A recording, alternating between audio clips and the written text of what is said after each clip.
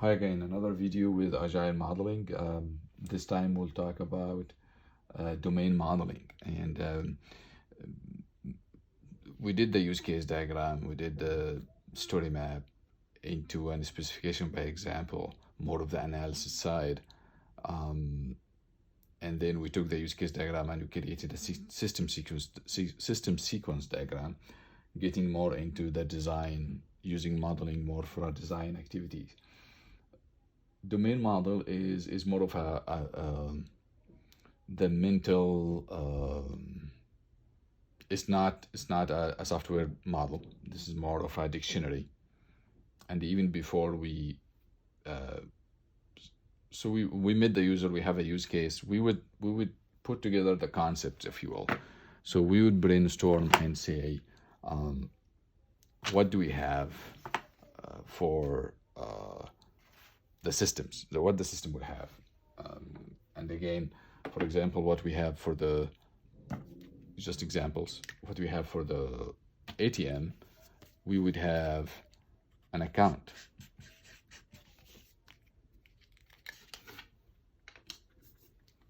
We would have an account holder. And we would discuss what does it mean, account holder or a user, and we agree in the terms. So whenever we communicate, this is our vocabulary now. Account holder, we know what it means. We're not using the term user. It's account holder in this context. Maybe we would agree that user is still a term, but it's a different term. Sometimes if you use the system, you're authorized user, but you're not the account holder. So that's another concept we have. We would have something that's a card. And these, in a software term, you end up with those like entities, but we don't want to go think in a software fashion. We're just building our dictionary, the vocabulary of the system. And this happens usually early, once you do the use case diagram, understand what you're trying to build, and you're kind of building this language. Some of these terms would come from the customers, what they use to describe this, so you're more close to their language. Maybe you would have a currency.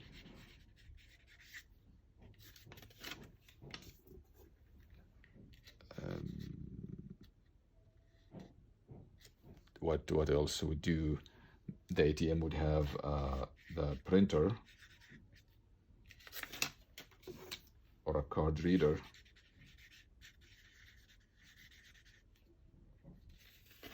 So a printer is not really a software entity in the system we're building. It would be more of a hardware device, and you communicate with it. Your program will communicate with it, but it's a concept, and we have the ATM itself. It's something. It's a term that we'll be using. A receipt.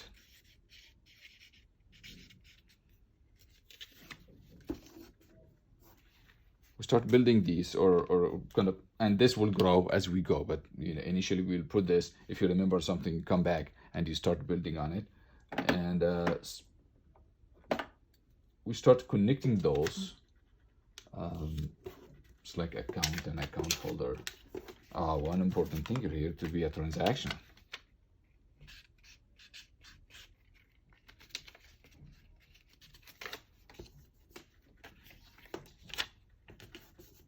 And you start identifying those.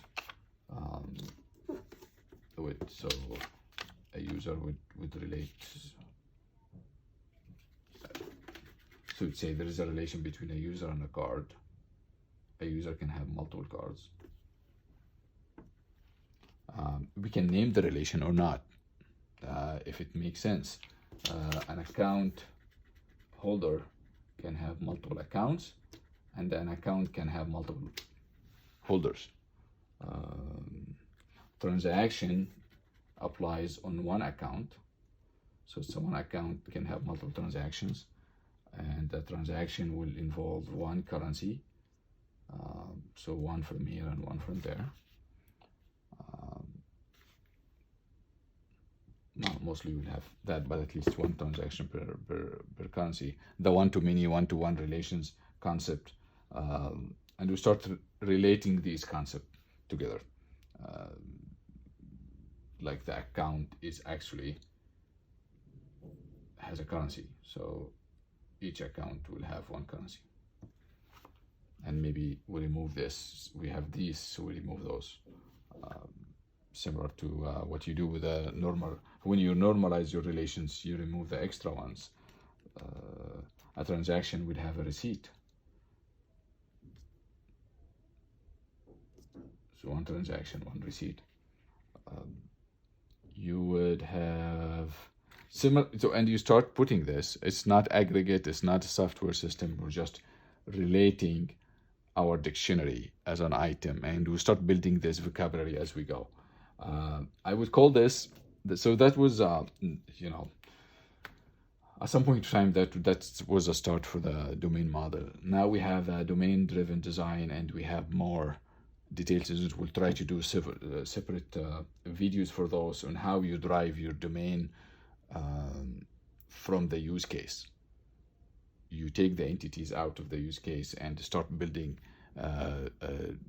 drive your design, DDD, your way into microservices. We'll do that in a different path. But for now, that's kind of something, a tool that you bring it in as a coach or a tech lead, or just the team will bring it in whenever we need to agree on some terms, not necessarily building a software, just describing a problem, whatever. You start relating those. Maybe you wouldn't need that relation between these entities, but at least it's a tool to get you that, build these vocabularies. What are the mean? So later on, when I say an account holder, everybody knows what that means. When I say user, nobody will confuse the concept. I'm using the machine, I may not be the account holder, or I may be. That's it for the domain model. This is, I would call this the basic, very basic. And later on, we'll go back and do something around DDD, domain-driven design, and where we get more into aggregates and much of the fun stuff. That's it for the domain model.